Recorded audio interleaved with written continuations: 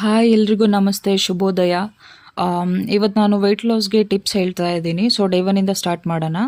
ನಾನು ಬೆಳಗ್ಗೆ ಖಾಲಿ ಹೊಟ್ಟೆಯಲ್ಲಿ ಸ್ವಲ್ಪ ಜೀರಾ ಪೌಡರ್ ಹಾಕಿಬಿಟ್ಟು ವಾರ್ಮ್ ವಾಟರ್ ಕುಡಿತೀನಿ. ಇದು ತುಂಬ ಒಳ್ಳೆ ಹ್ಯಾಬಿಟು ಹೌದು ಆ್ಯಂಡ್ ತುಂಬ ಯೂಸ್ಫುಲ್ ಅನಿಸುತ್ತೆ. ಡೈಜೆಷನ್ ಇಂಪ್ರೂವ್ ಆಗುತ್ತೆ ಆ್ಯಂಡ್ ವೆಯ್ಟ್ ಲಾಸ್ಗೆ ಕೂಡ ಹೆಲ್ಪ್ ಆಗುತ್ತೆ.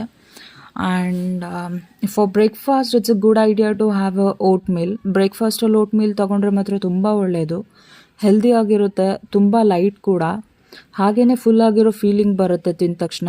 ವೆಯ್ಟ್ ಲಾಸ್ಗೆ ಏನಾದರೂ ಟ್ರೈ ಮಾಡ್ತಾ ಇದ್ದರೆ ಇದು ಪರ್ಫೆಕ್ಟ್ ಆಪ್ಷನ್ ಅಂತ ನಾನು ಹೇಳೋಕ್ಕೆ ಇಷ್ಟಪಡ್ತೀನಿ. ಹಾಗೆ ಮತ್ತು ಇವತ್ತು ಮಧ್ಯಾಹ್ನ full lunch I made chapati. Red chilli powder ಹಾಕಿ ಇವತ್ತು ಚಪಾತಿ ಟ್ರೈ ಮಾಡಿದೆ, ಮೊಸರು ಜೊತೆಗೆ ತಿಂದೆ. ಸ್ಪೈಸಿ ಮತ್ತು ಕೂಲ್ ಕೊಂಬು ಅಂತಾರಲ್ಲ ಹಾಗೆ.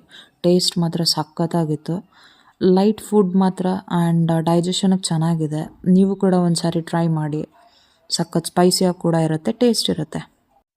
1 ಅವರ್ ಮಧ್ಯಾಹ್ನ ನಿದ್ದೆ ಮಾಡಿ ಎದ್ಮೇಲೆ ಫ್ರೆಶ್ ಆಗಿ ದೇವ್ರಿಗೆ ದೀಪ ಹಚ್ಚಿ ನಮಸ್ಕಾರ ಮಾಡಿದೆ. ಆಮೇಲೆ I had a cup of black coffee with ಹನಿ.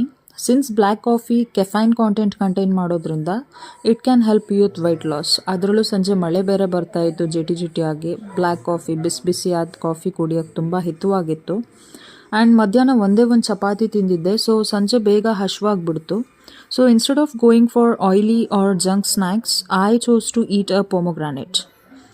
ನಿಮಗೇನಾದರೂ ಆ್ಯಸಿಡಿಟಿ ಇಶ್ಯೂಸ್ ಇದ್ದರೆ it's better to eat the pomegranate 15 to 20 minutes after having a black coffee.